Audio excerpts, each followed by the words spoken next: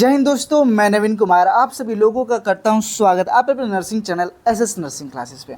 So friends, today we are going to study about gametogenesis. What is gametogenesis? So the process of gamete formation. Gamete बनाने के process को हम लोग क्या कहते हैं? गैमेटोजेनेसिस कहते हैं। अब यहाँ पे गैमेट्स की बात कर रहे हैं, तो गैमेट्स क्या होते हैं? तो गैमेट्स को हम लोग क्या कहते हैं? सेक्स सेल्स बोलते हैं, या इसको हम लोग और क्या बोलते हैं? Reproductive cell. क्या बोलते हैं? रिप्रोडक्टिव सेल्स बोलते हैं। जो हमारे जो रिप्रोडक्टिव सेल्स है दो तरीके के होते हैं। कौन कौन से? मेल गैमेट और फीमेल गैमेट। मेल गैमेट हमारा क्या है? तो स्पर्म है। फीमेल गैमेट हमारा क्या है? तो ओवम है। और इन स्पर्म और ओवम की लाइफ स्पैन की अगर मैं बात करूं तो इनकी लाइफ स्पैन क्या है? तो स्पर्म की लाइफ स्पैन है 48 आवर्स टू 72 आवर्स, और ओवम का लाइफ स्पैन क्या है? तो 12 आवर्स टू 24 आवर्स। किसकी लाइफ स्पैन है? ओवम की। अब देखो, जिस प्रोसेस से स्पर्म बनता है उस प्रोसेस को हम लोग क्या कहते हैं?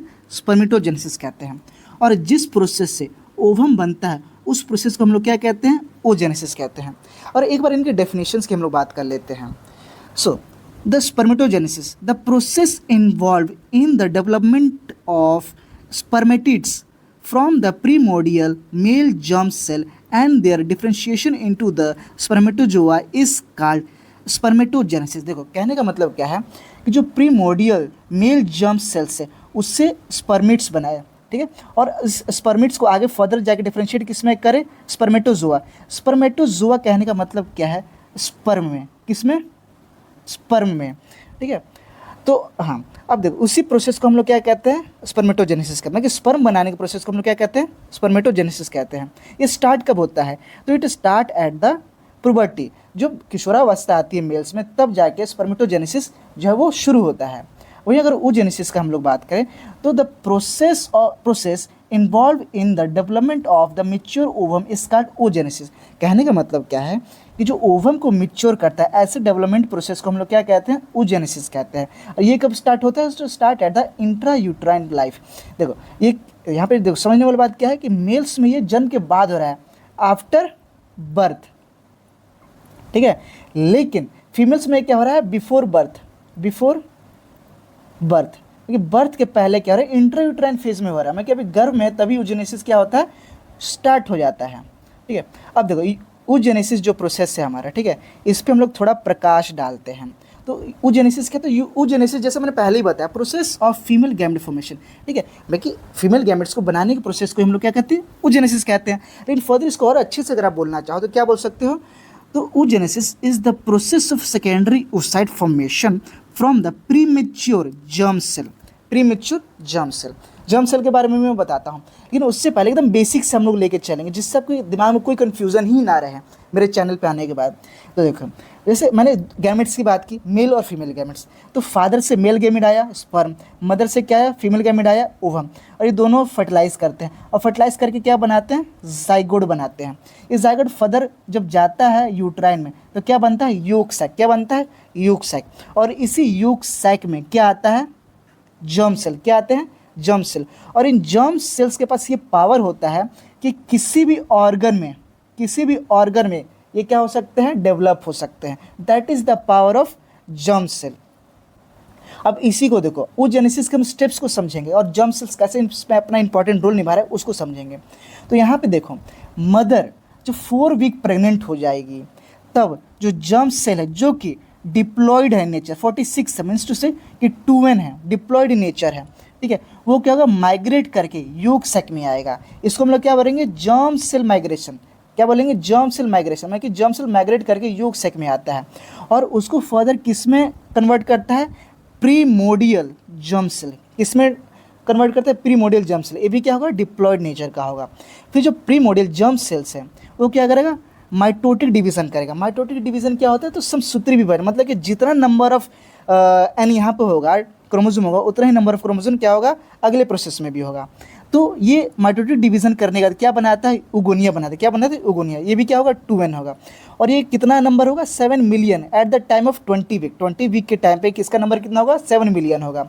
फिर से माइटोटिक डिवीजन करता है और माइटोटिक डिवीजन करके ये क्या बनाता है? प्राइमरी oocyte बनाता है जिसका नंबर कितना होता है? 2n होता है।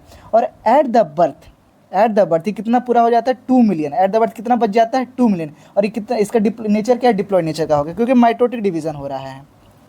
देखो अब समझने वाला बात क्या है कि प्राइमरी ऊसड़ बनने के बाद, ठीक है, ये म्यूसिस फर्स्ट में एंटर कर जाता है, स्टार्ट हो जाती है म्यूसिस फर्स्ट, लेकिन ये क्या होता है, अरेस्ट हो जाता है। ये क्या होता है, अरेस्ट हो जाता है, अरेस्ट हो जाएगा, और कौन से फेज में रहता है, तो ये फेज प्रोफेस के डिप्लॉइड फेज, ठीक है, प्रोफेस आप कह सकते हो प्रोफेस के डिप्लोटिन फेज में रहता है, प्रोफेस के किस फेज में रहता है, डिप्लोटिन फेज में रहता है, ठीक है। ये अब अरेस्ट है, रुक गया है, आगे नहीं बढ़ रहा है इस प्रोसेस। आप पूछो, क्वेश्चन पूछो क्यों, क्वेश्चन पूछो क्यों रुका हुआ है, तो भाई जैसे कोई भी गर्ल चाइल्ड है, ठीक है, वो 2 साल की है, 4 साल की है, 8 साल की है, तो इनमें किसी भी तरह के सेक्स की इच्छा है, नहीं है। ये प्रेग्नेंट होगी, नहीं होगी, तो पहले ही आप प्राइमरी उस साइड को सेकेंडरी साइड बना के क्या फ़ायदा, कोई फ़ायदा है, नहीं फ़ायदा है।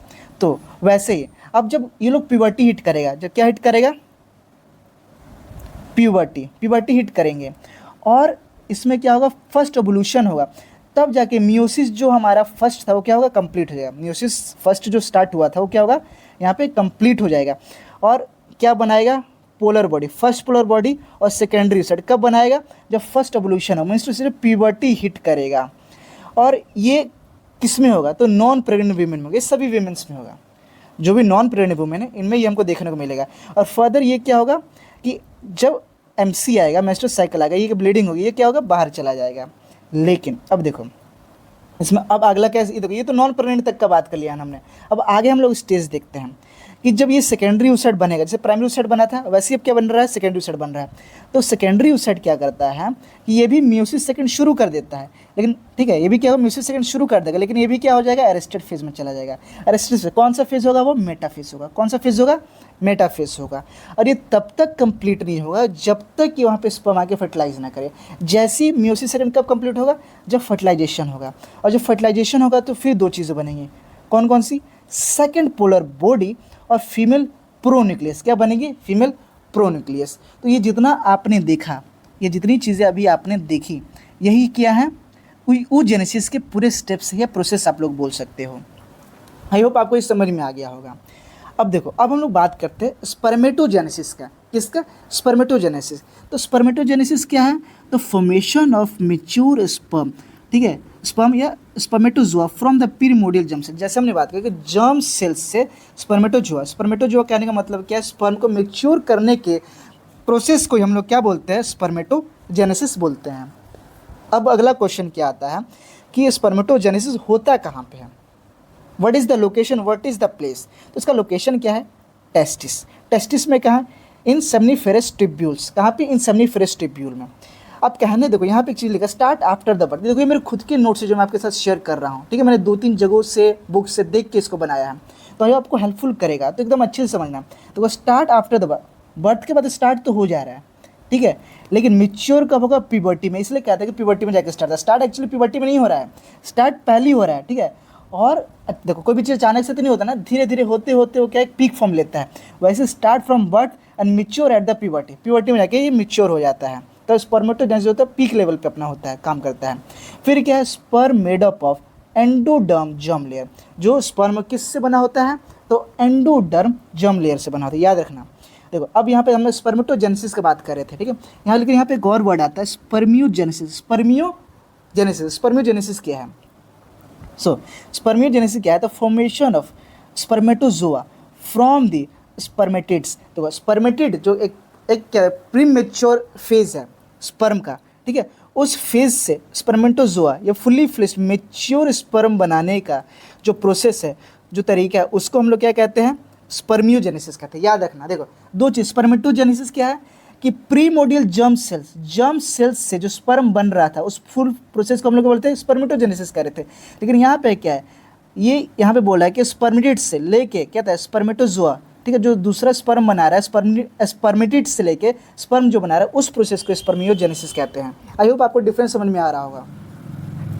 अब स्पर्मेटोजेनेसिस के अगर टाइम पूछ ले कि भाई टाइम क्या, ड्यूरेशन क्या है, तो क्या बोलोगे, 61 days to 72 days। क्या बोलोगे, 61 days to 72 डेज। अगर कोई क्वेश्चन बुक में अगर कोई एमसीक्यू किसी कंपटीशन पूछता है तो वहाँ पे आपको क्या टिक लगाना है, 61 डेज। क्यों? क्योंकि डीसी दत्ता के बुक में यही दिया हुआ है 61 डेज। ठीक है, ये तो एवरेज लेके चले हम पहले 72 डेज तक, लेकिन अगर कंपटीशन में अगर ये नहीं दिया हुआ 72 डेज तो हम क्या करेंगे, 61 डेज को हमेशा टिक मार के आएंगे। नहीं देखो, ये था क्या ड्यूरेशन, टाइम स्पर्म बनने का। लेकिन फुल्ली मेच्योर कब होगा, तो 3 मंथ्स में होगा मेच्योर। कोई पूछे कंप्लीट होने का टाइम क्या है, 61 डेज, लेकिन मेच्योर होने का टाइम क्या है, 3 मंथ्स। अब यहाँ पे हम लोग डायग्राम के माध्यम से समझेंगे कि कैसे स्पर्मेटोजेनेसिस होता है। तो देखो ये क्या है भाई, टेस्टिस का भाग है, सेमनीफेरस टिब्यूल। क्या है ये, सेमनीफेरस टिब्यूल है ये। ठीक है, समझ रहे हो क्या है सेमनीफेरस टिब्यूल, सेमनीफेरस टिब्यूल है ये। और ये जो पार्ट देख रहे हो ये क्या है, सर्टोली सेल। ये क्या है, सर्टोली सेल। ठीक है, ये जो है एक तरह का बैरियर है। ये क्या है, एक तरह का बैरियर है। ये जो हिस्सा देख रहे हो ये क्या है, वैसोलेमिनार सेल्स। ये क्या है, वैसोलेमिनार सेल्स। अब यहाँ देखो, यहाँ समझने वाला बात क्या है कि यहाँ पे सेमनीफेरस टिब्यूल्स में, ठीक है, कहीं से प्रीमोडियल्स जर्म सेल्स आते हैं। क्या कहते हैं, प्रीमोडियल्स। ये क्या है, जर्म सेल्स आया। ठीक है, जर्म सेल्स आता है। ठीक है, और ये क्या करेगा, माइटोटिक डिवीज़न करेगा। क्या करेगा, माइटोटिक डिवीज़न करेगा। और माइटोटिक डिवीज़न करके ये क्या बनाएगा, स्पर्मेटोगोनिया बनाएगा। क्या बनाएगा, स्पर्मेटोगोनिया बनाएगा। इसका नंबर क्या होगा, 2n होगा। क्या नंबर होगा, 2n नंबर होगा। यहाँ पे एक और चीज़ समझने वाली बात है, यहाँ थोड़ी सी गड़बड़ हो गई है। ठीक है, ये जो चीज़ है ये यहाँ नहीं होगी। ठीक है, ये यहाँ पे होगी। ठीक है, ये क्या होगा, 2 स्पर्मेटोगोनिया जो बनेगा या प्रीमोडियल से क्या 2 स्पर्मेटोगोनिया बनेगा। एक फर्दर जाएगा और एक जो है ये वाला हिस्सा, ठीक है, ये वापस चला जाएगा। क्यों कि जर्म सेल्स जो है वो अपने नंबर को क्या करते हैं, कांस्टेंट रखते हैं, कम नहीं होने देते हैं। तो 2 बनाएगा, एक स्पर्मेटोगोनिया, 2 स्पर्मेटोगोनिया बनेगा। लेकिन ये क्या होगा, वापस क्या प्रीमोडियल जर्म सेल्स के प्लेस पर चला जाएगा और फर्दर हमारा एक आगे बढ़ेगा। ये समझने वाली बात थी। देखो अब स्पर्मेटोगोनिया जो है हमारा डिप्लॉयड नेचर का, 2n नेचर का, ये फर्दर क्या करेगा, माइटोटिक डिवीज़न करेगा। कौन सा डिवीज़न करेगा, माइटोटिक डिवीज़न करेगा। और क्या बनाएगा, प्राइमरी स्पर्मेटोसाइट बनाएगा। क्या बनाएगा, प्राइमरी स्पर्मेटोसाइट बनाएगा। और प्राइमरी स्पर्मेटोसाइट बनने के बाद ये भी 2n रहेगा। याद रखना डिप्लॉयड नेचर का, क्योंकि माइटोटिक डिवीज़न हो रहा है। कौन सा डिवीज़न हो रहा है, यहाँ पे माइटोटिक डिवीज़न हो रहा है। और फर्दर ये इस बैरियर को क्रॉस करेगा और फिर कौन सा डिवीज़न करेगा, तो मियोसिस फर्स्ट, अर्धसूत्री विभाजन करेगा। और मियोसिस फर्स्ट करने के बाद जो हमारा 2n था वो अब क्या हो जाएगा, nn, मतलब कि 23 क्रोमोजोम अब हो जाएंगे, डिवाइड हो जाएंगे, एक्स क्रोमोजोम और वाई क्रोमोजोम। आप लोग यहाँ देख सकते हैं एक्स क्रोमोजोम और वाई क्रोमोजोम डिवाइड हो जाएगा मियोसिस फर्स्ट होने के बाद में। और इसको हम लोग क्या बोलेंगे, तो हम इसको बोलेंगे सेकेंडरी oocyte। क्या बोलेंगे हम लोग इसको, सेकेंडरी oocyte बोलेंगे। अब फर्दर ये जो हमारा सेकेंडरी oocyte था ये फिर से क्या करेगा, मियोसिस सेकेंड करेगा। क्या जो M2 लिखा हुआ है यहाँ पे शॉर्ट फॉर्म है ये क्या है, मियोसिस सेकेंड। और मियोसिस सेकेंड करेगा तो वापस ये क्या बनाएगा, nn बनाएगा। देखो अब यहाँ पे एक बार और आप क्वेश्चन पूछ सकते हो कि यह मियोसिस पहले हुआ, तीसरे नंबर को आधा किया, तो 23 to 46 था, उसको क्या आधा करके इसने क्या कर दिया, 23 कर दिया। तो अभी 23 का आप आधा क्यों नहीं कर रहे हो, या मियोसिस सेकेंड करा है। तो देखो जो मियोसिस फर्स्ट वर्षसूत्री विभाजन तो है, लेकिन जो मियोसिस सेकेंड जब होता है तो ये किसके जैसा काम करता है, माइटोटिक की तरह काम करेगा, माइटोटिक डिवीजन की तरह काम करेगा। मियोसिस की तरह काम नहीं करेगा, मियोसिस सेकेंड किसकी तरह काम करेगा, माइटोटिक डिवीजन की तरह काम करेगा। और माइटोटिक डिवीजन सब लोग जानते हैं कि समसूत्री विभाजन है कि जितना रहेगा उतना ही नीचे आएगा। तो n नंबर था तो नीचे कितने आ रहे हैं, n नंबर। तो ये जो था कितने बन गए, 4। कितने आपके पास आ गए, 4 नंबर्स आ गए। ठीक है, कितने स्पर्मेटिड्स, ये जो आपके पास आया वो क्या है, स्पर्मेटिड्स है। क्या है ये, स्पर्मेटिड्स, 1 2 3 4 स्पर्मेटिड्स आपके पास बने हैं। ठीक है, और फर्दर ये क्या बनेगा, स्पर्मेटोजोआ। फर्दर ये क्या बनेगा आपके पास, स्पर्मेटोजोआ। ये देख रहे हो जो स्ट्रक्चर है ये, ठीक है, ये क्या है, स्पर्मेटोजोआ है। ठीक है, आई होप आपको ये जो स्पर्मेटोजेनेसिस है इस समझ में अच्छे से आ गया होगा। अगर अभी भी आपको कोई डाउट है तो आप कमेंट बॉक्स में कमेंट कर दीजिए, मैं इसको और अच्छे से बताऊंगा बाद में। तो अब देखो यहाँ पे क्वेश्चन एक और बनता है, आइए उस क्वेश्चन के बारे में हम लोग थोड़ा डिस्कस कर लेते हैं। वो क्वेश्चन क्या है, तो पहले हम जब पढ़ रहे थे स्पर्मेटोजेनेसिस जो हमने डेफिनेशन देखा था, यहाँ पे क्वेश्चन बनता है हमारा। देखो कभी कभी क्या क्वेश्चन आता है कि एक स्पर्मेटोगोनिया में कितने स्पर्म बनते हैं, एक स्पर्मेटोगोनिया में कितने स्पर्म बनते हैं। देखो तो एक स्पर्मेटोगोनिया में 16 प्राइमरी स्पर्मेटोसाइट होते हैं। कितने स्पर्मेटोगोनिया में कितने प्राइमरी स्पर्मेटोसाइट्स होते हैं? तो 16 होते हैं।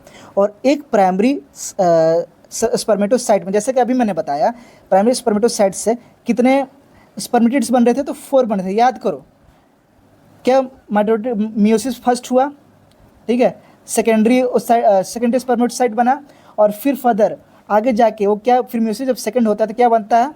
स्पर्मेटिड्स बनता है, और वो कितने होते हैं? 4 नंबर्स के होते हैं, ठीक है। तो अब देखो, अब हमसे क्वेश्चन क्या है कि स्पर्मेटोगोनिया में कितने स्पर्म बन रहे हैं? तो 16 × 4 हम लोग कर देंगे तो हमारा आ जाएगा आंसर, कितना होगा? 64 स्पर्म बनेंगे। ये क्वेश्चन पूछता है कई बार, तो इसलिए मैंने बता दिया आप सभी को। अब देखो, अब हम लोग आगे बात करते हैं।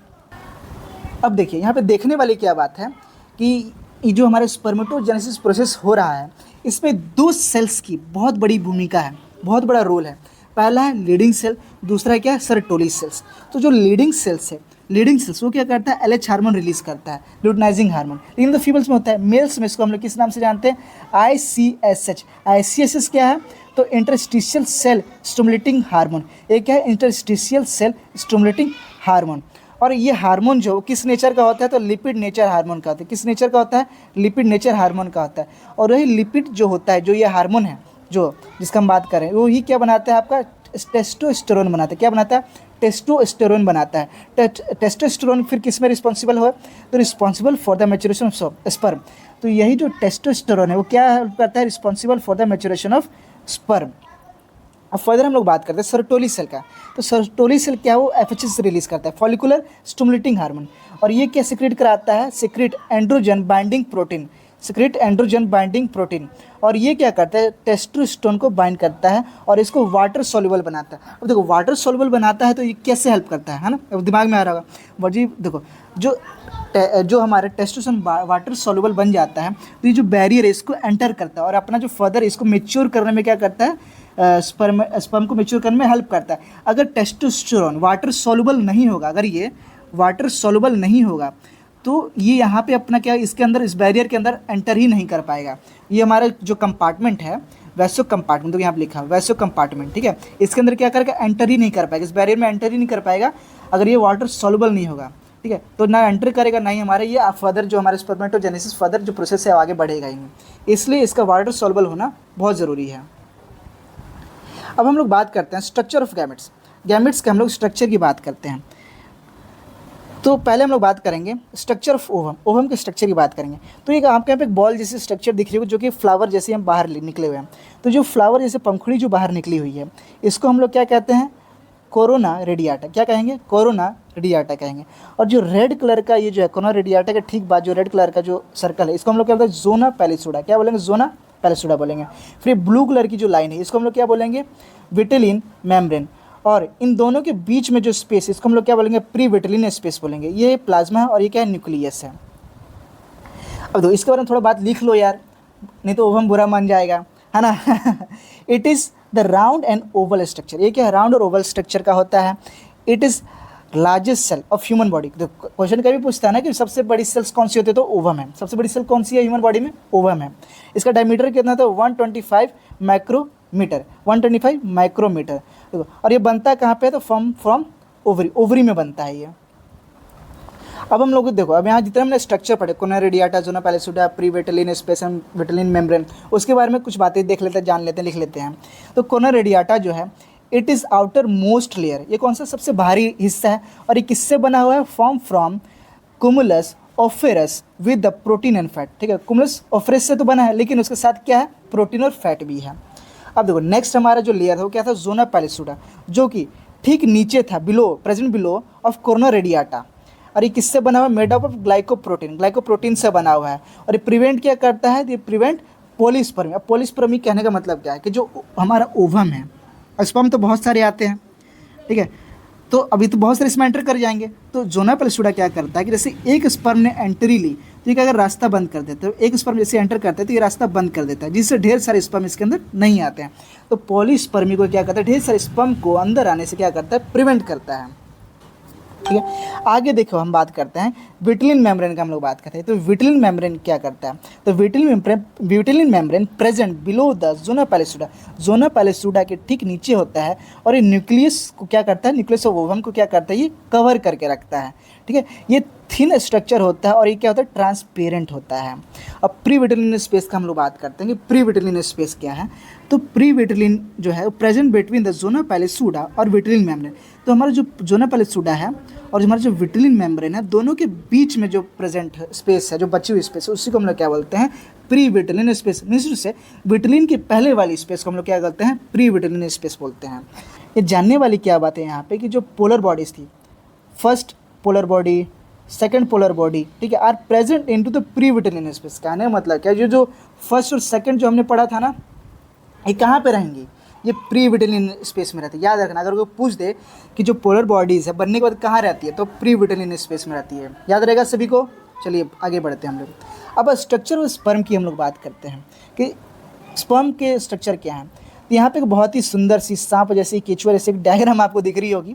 ठीक है, यही क्या है भाई, हमारा आधार है, नहीं, हाँ कहना मतलब यही क्या है, स्पर्म है, स्पर्म का स्ट्रक्चर है। ठीक है, डायग्राम। ठीक है, तो ये जो पार्ट देख रहे हो ना, ये हेड पार्ट है, ये बॉडी पार्ट है, ये नेक पार्ट है, ये मिडल पीस है, और ये क्या है, टेल है।